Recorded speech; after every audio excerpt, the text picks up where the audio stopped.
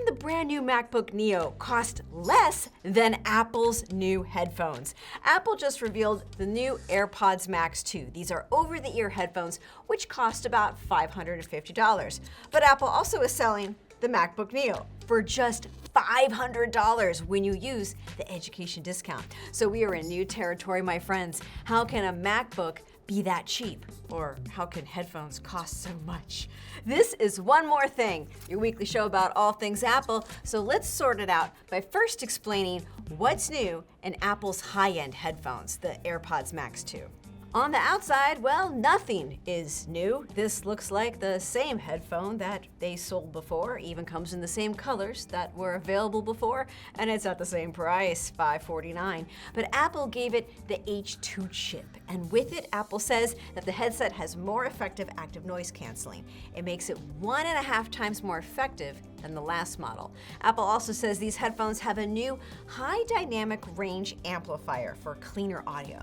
So if you're using spatial audio effects, you might notice more accurate bass and more natural sounding mids and highs. Now the H2 chip itself is not new. It's also in the smaller white AirPods, like the Pro 2, the 3, and the AirPods 4, which all it means is that the big Max size headphone gets the same tricks we've seen in the little buds. It's worth noting the H2 chip is also in Apple's Beats lineup with the sporty PowerBeats Pro 2. This week, Beats released a new model. It did a collab with Nike to make a special edition model that's speckled in neon yellow. How funky. But back to the Max 2. It has adaptive audio to adjust your level of noise cancellation. It has conversation awareness, so when you start speaking, it lowers the volume playing on the headset. It has voice isolation to minimize loud background sounds when you're on a call. And it has live translation. Now that means if you hold the listening mode button, it can translate the language that the person in front of you is speaking and turn it into your preferred language. That is, if you don't find it weird to have a conversation with someone in a different language while you're wearing over-the-ear headphones, but hey, anything's possible now. It also supports all kinds of Siri interactions, and as a perk, for professional creators, it records studio quality audio.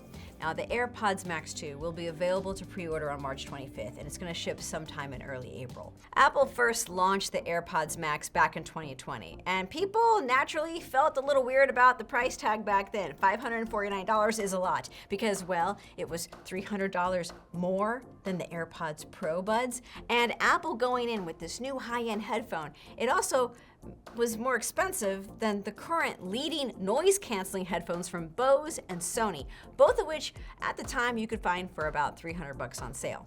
But Apple showed us that people wanted the AirPods Max, and prices with Apple's competitors in this whole category have gone up since. Now, there was a little tweak done to these headphones back in 2024. Apple did change the port on it to be a USB-C port, and it sold it in some new colors. But this model, going on pre-sale right now, this is the first true technical upgrade in 5 years. So why is Apple not making a bigger deal of this update, or at least giving us a new color?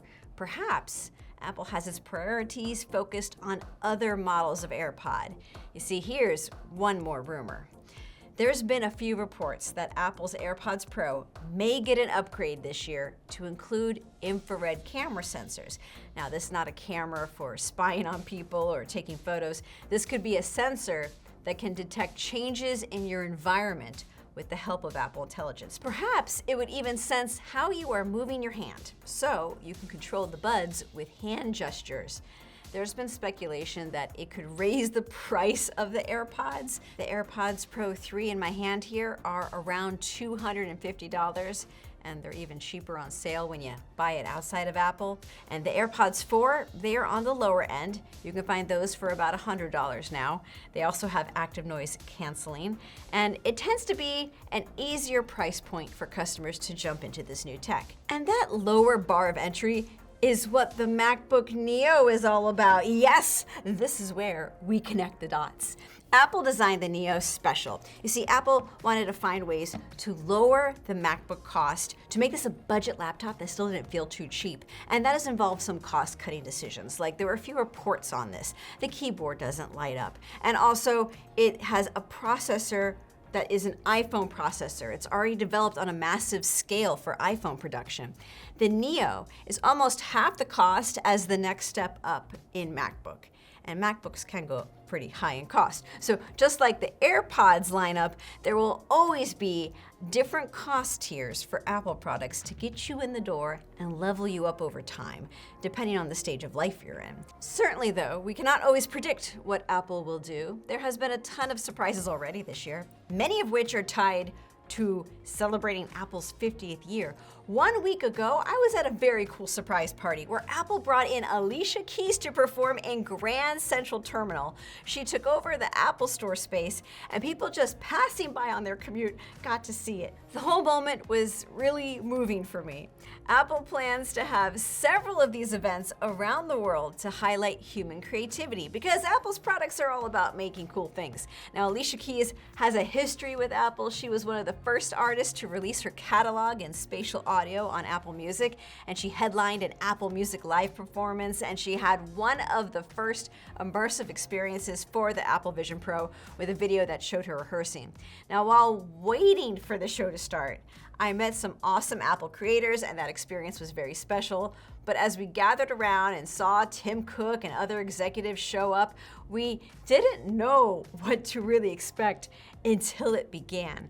But not every surprise event may be just like this one. Another Apple store shut down this week for a performance in China. In South Korea, a K-pop band became the center of a Today at Apple store session. Now, what I can tell you is that the whole Alicia Keys concert was filmed using iPhones, so maybe Apple will publish the performance. So I hope you can see some of it too if it airs. And if it does air, will you be someone who listens to it on an AirPods Max 2, or maybe you'll wait for whatever new AirPods Apple has coming next? If you end up catching any of these special 50th anniversary events around the world when they happen in person, let me know. I'd love to share your photos and videos on this show. Find me on social media, and let's see what else Apple will surprise us with.